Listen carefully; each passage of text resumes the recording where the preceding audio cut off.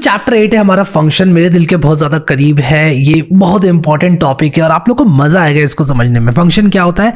Group of statements performing a specific task, ये होता है हमारा फंक्शन। जब एक प्रोग्राम बड़ा होता जाता है, उसकी कॉम्प्लेक्सिटी बढ़ती जाती है, तब कभी कभी हम एक पर्टिकुलर लॉजिक को सेपरेट करना चाहते हैं प्रोग्राम से, और तभी हम इस्तेमाल करते हैं फंक्शन का। और मैं आप लोगों को फंक्शन को इन एक्शन दिखाता हूँ ताकि आप लोग को भी पता चले यार कि फंक्शन क्या है, किस तरह से काम करता है। तो हम यहाँ पर क्या करेंगे, चैप्टर 8 के नाम से एक फोल्डर बनाएंगे और इस फोल्डर के अंदर हम शिफ्ट राइट क्लिक करके VS कोड में इस फोल्डर को खोलेंगे। सबसे पहले जो फाइल बनाऊंगा 01_functions.py बनाऊंगा।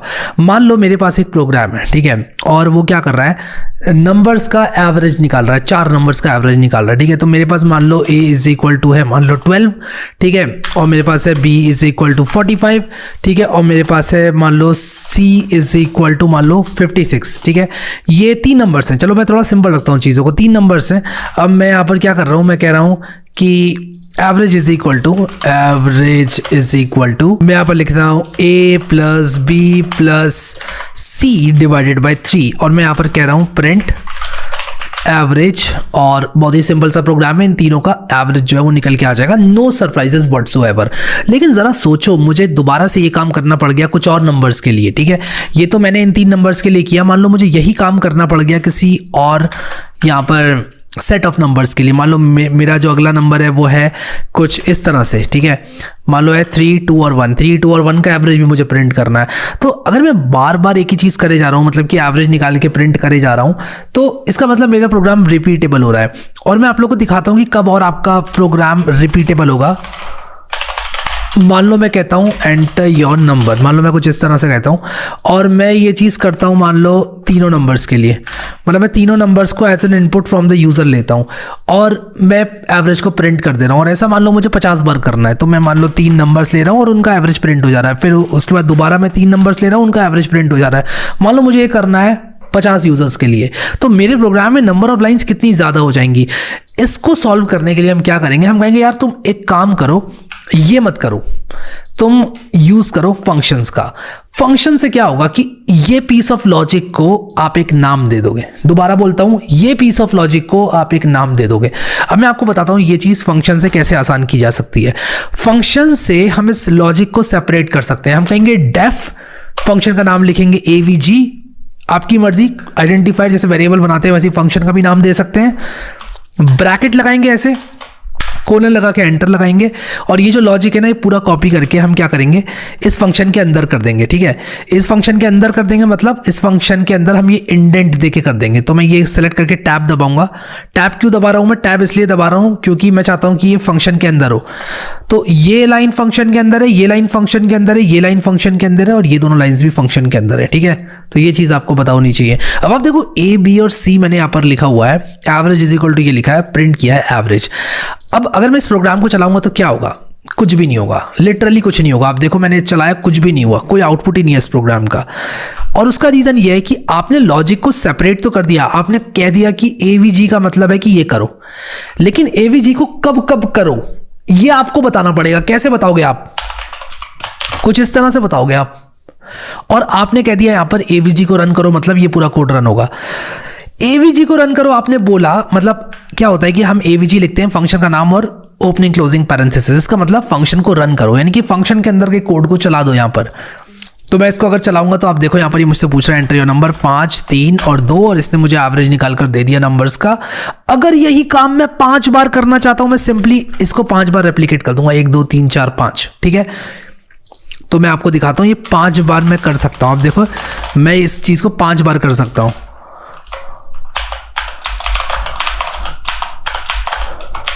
ठीक है। तो देखो 5 बार, 1 2 3 4 और 5 बार इसने मुझे ये चीज करके दी, क्योंकि मैंने एवरेज को 5 टाइम्स कॉल किया, ठीक है। How cool is that. तो क्या है फंक्शन, दोबारा से रीट्रेट करते हैं और समझते हैं चीजों को। Function is a group of statements performing a specific task. When a program gets bigger in size and its complexity grows, it gets difficult for a program to keep track on which piece of code is doing what. समझ रहे हो आप? कौन सा code क्या कर रहा है इसका ट्रैक रखना मुश्किल हो जाता है। तो हम लॉजिक को सेपरेट करना चाहते हैं, लॉजिक को ऐसा बनाना चाहते हैं ताकि हम उसको रीयूज कर पाएं, और इसलिए हम एक पर्टिकुलर लॉजिक को एक फंक्शन के अंदर डाल देते हैं। एक बहुत ही सिंपल सा फंक्शन कुछ इस तरह से काम करता है। आपने लिखा func1 जो कि नाम है, एक वेरिएबल के नाम की तरह हम एक फंक्शन को भी नाम दे सकते हैं, और उसके बाद आपने लिखा प्रिंट हेलो, और आपने जैसे ही प्रिंट हेलो यहां पर लिखा, आप जैसे ही func1 को कॉल करोगे आपका हेलो प्रिंट हो जाएगा, मतलब इसके अंदर का जो लॉजिक है वो रन हो जाएगा। तो ये है syntax of a function. This function can be called any number of times anywhere in the program, ठीक है। तो फंक्शन का सिंटैक्स तो ये है, मतलब हमने सिंटैक्स लिखकर फंक्शन बना तो दिया, बहुत अच्छी बात है, फंक्शन बना दिया आपने, लेकिन कब उसको चलाना है ये आपको डिसाइड करने के लिए फंक्शन कॉल देनी होती है। फंक्शन कॉल का मतलब, इसे फंक्शन कॉल कहते हैं। func1 लिख के ओपनिंग क्लोजिंग पैरेंथेसिस, यहां आप कह रहे हो कि फंक्शन को चला दो। क्या कह रहे हो आप? फंक्शन को चला दो। Whenever we want to call a function, we put the name of the function followed by parenthesis as follows। मतलब आपने ये जहां पर भी लिख दिया, वो func1 नाम के फंक्शन को ढूंढेगा, उसके लॉजिक को उठा के यहां रख देगा और चला देगा, ठीक है। और ये आप जितनी बार लिखोगे उतनी बार चलाएगा, जहां लिखोगे वहां चलाएगा, प्रोग्राम के फ्लो में जब लिखोगे तब चलाएगा, ठीक है। जैसे मान लो मैं चाहता हूं कि हर एवरेज के बाद यहां पर थैंक यू लिख कर आए, ठीक है, हर एवरेज के बाद। तो मैं यहाँ पर इस लाइन को कॉपी कर लेता हूँ, और मैं चाहता हूँ कि हर एवरेज के बाद यहाँ पर थैंक यू लिख कर आए, तो मैं ये चीज़ कर सकता हूँ। और मैं चाहता हूँ मान लो कि पहले, दूसरे और तीसरे एवरेज के बाद थैंक यू लिख कर आए, उसके बाद ना आए लिख कर थैंक यू। और आप देखो यहाँ पर कि पहले और दूसरे एवरेज के बाद थैंक यू लिख, पहले दूसरे और तीसरे एवरेज के बाद थैंक यू लिख कर आया, उसके बाद नहीं आया लिख कर, ठीक है। और आप देख सकते हो 5 बार मेरा एवरेज चला। तो मैं बेसिकली अपने फ्लो में किसी भी फंक्शन को या किन्हीं भी फंक्शन को, मल्टीपल फंक्शंस भी बना सकते हैं हम एक प्रोग्राम में, उनको कितनी बार भी यूज कर सकता हूँ, वो मेरी मर्जी होगी, ठीक है। आई होप क्लियर हो गई ये चीज़ आप लोगों को। इसे कहते हैं फंक्शन कॉल। तो AVG ये क्या है? ये फंक्शन कॉल है, ये फंक्शन डेफिनेशन है। वेरी वेरी इंपॉर्टेंट टर्म्स लिखते हैं यार इसको, फंक्शन डेफिनेशन। ये फंक्शन की डेफिनेशन है। क्या है ये? फंक्शन की डेफिनेशन है इतनी पूरी। और ये क्या है? ये है फंक्शन कॉल, ठीक है। और ये काम आएगा, मतलब मैं बता रहा हूँ कि ये किताबी टर्म्स नहीं है, काम आएंगे आप जब इंडस्ट्री में काम करोगे ना, आपसे बोला जाएगा फंक्शन कॉल हटाओ, फंक्शन डेफिनेशन में जाओ, तब आप भटकना मत। अरे क्या होता है, अब क्या होता है ना कि लोग हवा हवा में कोडिंग सीख लेते हैं, उन्हें पता होता नहीं है डेफिनेशन क्या है, कॉल क्या है। उनसे बोला जाता है फंक्शन कॉल में जाओ। फंक्शन कॉल कहाँ पर हो रहा है? वो कहते हैं कॉल, ये क्या होता है? फोन वाली कॉल नहीं। आपको टर्म्स से भी अवेयर रहना है, समझ रहे हो मेरी बात? क्या चीज़ क्या होती है पता होना चाहिए आप लोगों को। तो ये है फंक्शन कॉल और ये है फंक्शन डेफिनेशन, ठीक है।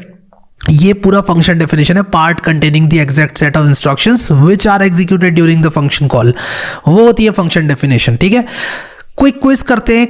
एक प्रोग्राम लिखो to greet a user with good day using functions, ठीक है। बहुत ही सिंपल है, बहुत ही सिंपल है, ठीक है। तो मैं यहाँ पर क्या करूंगा कि उसका नाम पूछूंगा, ठीक है। मैं यहाँ पर क्विज के नाम से ही बना लेता हूँ, quiz.py, और मैं यहाँ पर क्या करूँगा, डेफ गुड डे के नाम से एक फंक्शन बनाऊँगा।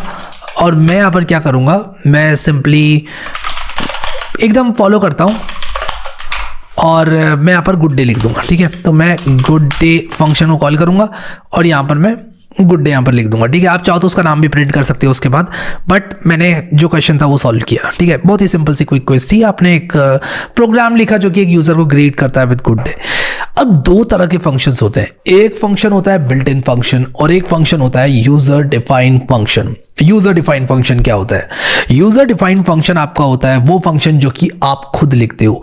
बिल्ट इन फंक्शन क्या होता है? बिल्ट इन फंक्शन वो होता है जो कि आप नहीं लिखते हो लेकिन वो आपको ऑटोमेटिकली मिलता है पाइथन के अंदर। मतलब कि वो फंक्शन जो कि पाइथन में ऑलरेडी मौजूद होते हैं बिना किसी इंपोर्ट के, वो बिल्ट इन फंक्शंस होते हैं। जैसे कि प्रिंट एक बिल्ट इन फंक्शन है आपका, ठीक है। तो हम यहाँ पर क्या करेंगे, बिल्ट इन फंक्शंस को हम एक्सप्लेन करेंगे, देखेंगे क्या होते हैं। सबसे पहला बिल्ट इन फंक्शन लेन होता है जो कि आप इंपोर्ट नहीं करते हो कहीं से, पाइथन वो ऑलरेडी आपको प्रोवाइड करता है। रेंज फंक्शन होता है, वो हमने कहीं से इंपोर्ट नहीं किया, वो हमें मिला, वो बिल्ट इन फंक्शन है। प्रिंट हम बिना कुछ इंपोर्ट किए यूज कर सकते हैं, प्रिंट भी एक बिल्ट इन फंक्शन है। लेकिन func1 ये फंक्शन हमने बनाया, डिफाइन किया, फिर उसके बाद हमने इसको कॉल किया, तो ये एक यूजर डिफाइंड फंक्शन है। तो बिल्ट इन फंक्शन जो पाइथन में ऑलरेडी होते हैं, आप कहीं से इंपोर्ट नहीं करते हो। यूजर डिफाइंड फंक्शन वो कहीं ना कहीं कभी ना कभी किसी यूजर ने डिफाइन किए होते हैं, ठीक है। तो यहां पर आप देखो फंक्शन विद आर्ग्यूमेंट का कॉन्सेप्ट, अब मजा आएगा आप लोगों को भी।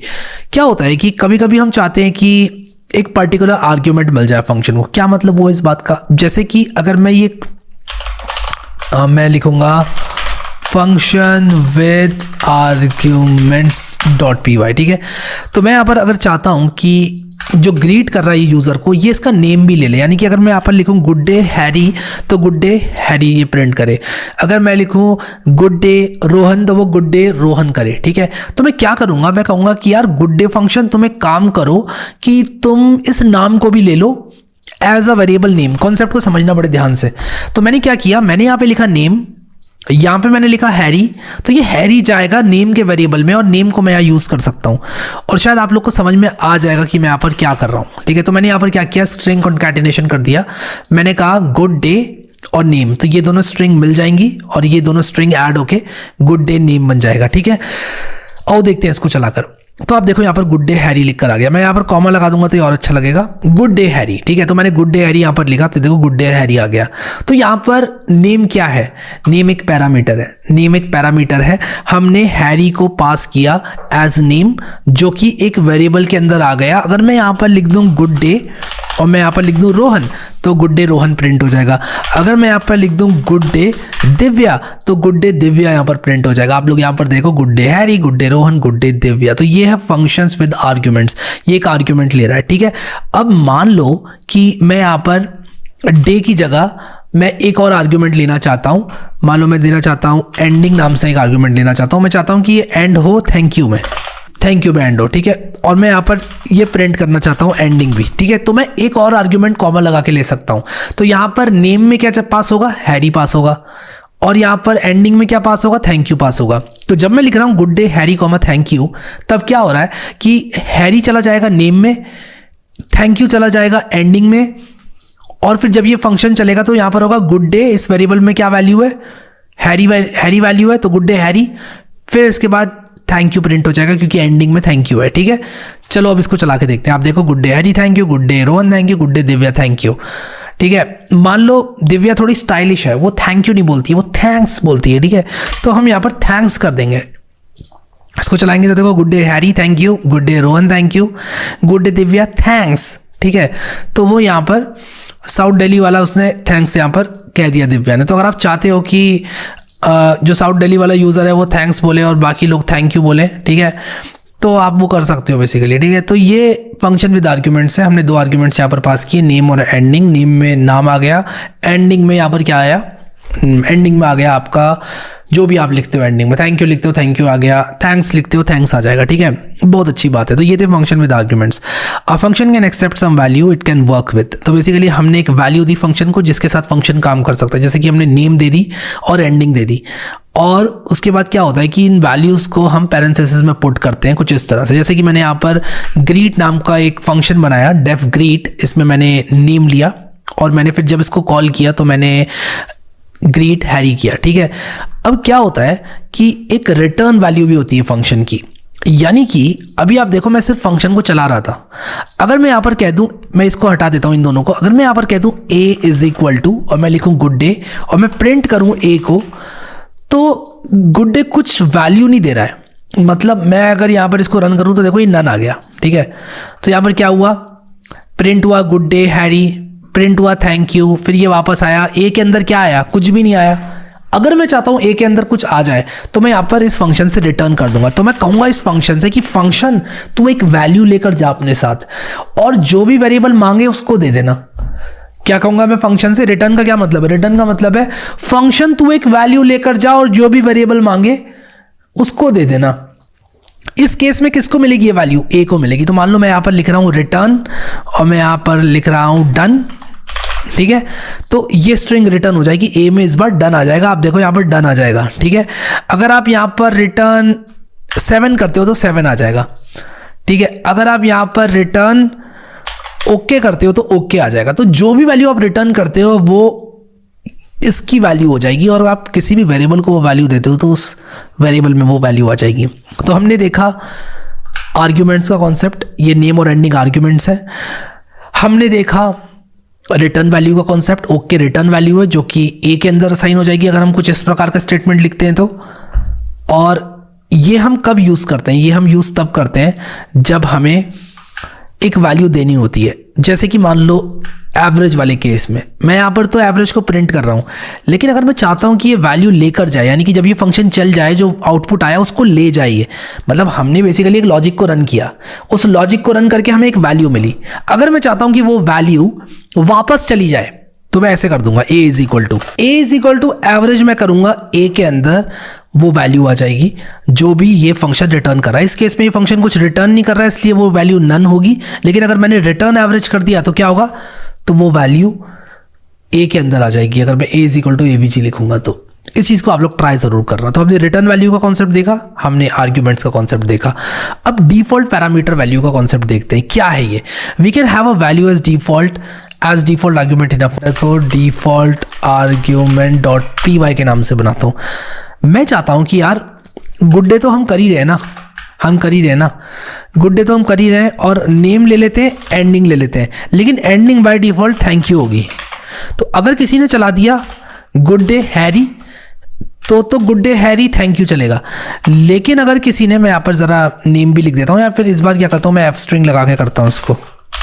कंफ्यूज मत होना बिल्कुल भी, मेरी मर्जी मैं कैसे भी कर सकता हूँ, प्लस लगा के करूँ, मैं कॉमा लगा के करूँ, एफ स्ट्रिंग लगा के करूँ, कुछ भी कर सकता हूँ मैं। ये लॉजिक बेसिकली रन हो जाएगा, ठीक है, with value Harry as name, ठीक है।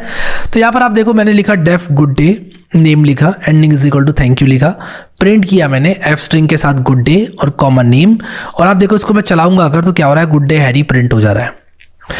और इसके बाद मैं प्रिंट करना चाहता हूँ एंडिंग को भी प्रिंट करना चाहता हूँ। तो आप देखो मैं जैसे इसको रन करूंगा, good day Harry thank you. अब मैंने यहाँ पर एंडिंग में कुछ दिया नहीं, लेकिन उसके बाद भी ये चल गया। अगर ये मैं ऐसे नहीं करता, मान लो मैं ऐसे नहीं करता ये और चलाता, तो ये शिकायत करता, ये कहता भाई गुड डे में आपने एक रिक्वायर्ड पोजिशनल आर्ग्यूमेंट आपका मिसिंग है। लेकिन क्योंकि ये इस तरह से मैंने लिखा हुआ है, इसका मतलब मैं ये कह रहा हूं कि भाई देखो अगर मैं तुम्हें एंडिंग सप्लाई करूंगा, एंडिंग की वैल्यू अगर मैं तुम्हें सप्लाई करूंगा तब तो तुम उसको ले लेना, लेकिन अगर मैं नहीं दूंगा तो तुम बाय डिफॉल्ट ये वैल्यू रखना जो कि थैंक यू है, ठीक है। आई होप आप समझ गए इस चीज को। तो यहां पर अगर मैं दे देता हूं मान लो थैंक्स, तब तो गुड डे हैरी थैंक्स आ जाएगा, ठीक है, गुड डे हैरी थैंक्स आ गया। लेकिन अगर मैं ये थैंक्स नहीं देता हूं, मान लो मैं कुछ इस तरह से लिखता हूं, मैं गुड डे रोहन कर देता हूं यहां पर, तब क्या होगा, ये थैंक्स ना आके ये डिफॉल्ट वैल्यू यूज करेगा। मतलब बेसिकली मैं ये कह रहा हूं कि भाई मैं वैल्यू दे दूं तो ठीक है, नहीं दूं तो बाय डिफॉल्ट तुम ये यूज करना। समझ गए? आई होप कि आप समझ गए इस चीज को। होता है ना कि जब भी आप रेलवे में सीट बुक करते हैं तब आपको कोई सी भी बर्थ मिल जाती है, लेकिन बाय डिफॉल्ट आपको कोई सी भी बर्थ मिल जाती है, लेकिन अगर आपने सप्लाई करा कि भाई मुझे यही वाली बर्थ चाहिए तो आपको वही वाली बर्थ अगर हो सके तो मिलती है, ठीक है।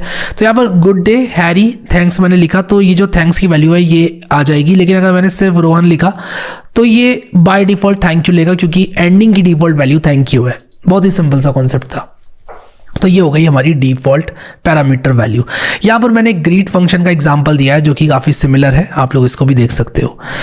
अब जो अगला कॉन्सेप्ट मैं आपको बताना चाहता हूँ वो है रिकर्शन का, एंड रिकर्शन का कॉन्सेप्ट रियली वेरी इंपॉर्टेंट, और इसको मैं टाइम लेके समझाऊंगा आप लोगों को और आप लोग को मज़ा आएगा इसको समझने के बाद। तो क्या है रिकर्शन? रिकर्शन बताता हूँ क्या है। रिकर्शन एक ऐसा फंक्शन है जो अपने आप को ही कॉल करता है।